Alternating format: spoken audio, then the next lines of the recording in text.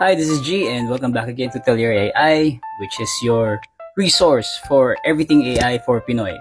So, today, pag-usapan ko naman in connection yung tinuro ko kahapon about Google interview.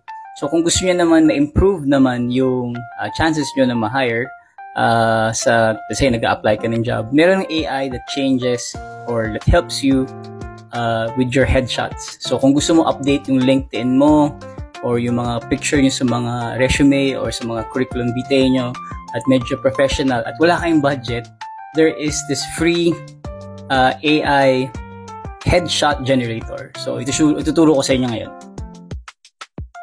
Ayan. So, if you head to this website called headshotmaster.io, may kita kayong ganito. Headshot Master 100% free AI headshot generator. So, no need to sign up. So, click on this button lang, and then yan, so mamimili ka kung male, female, or kid, then sabihin male, kuha tayo ng sample, yan.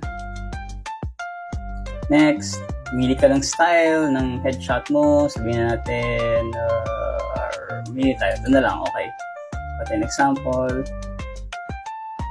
yan, bigyan ka na ng age,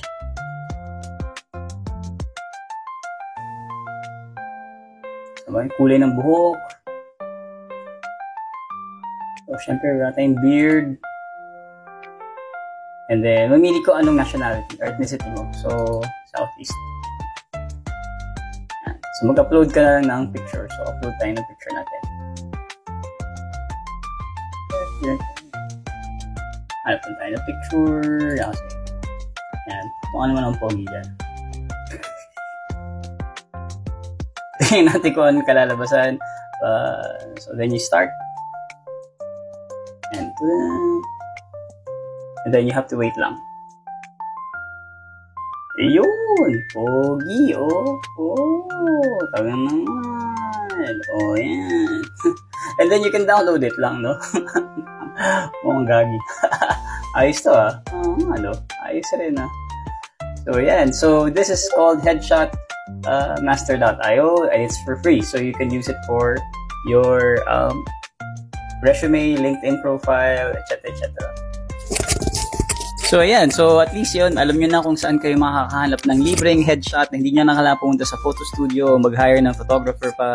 Ito, wala kang gagastusin, internet lang at website lang, so pwede nyo na pagandahin at pagwapuhin yung mga mukha using headshotmaster.io. So yan, so libreng tool. I hope you guys like this episode and follow me for more AI tips for Pinoys.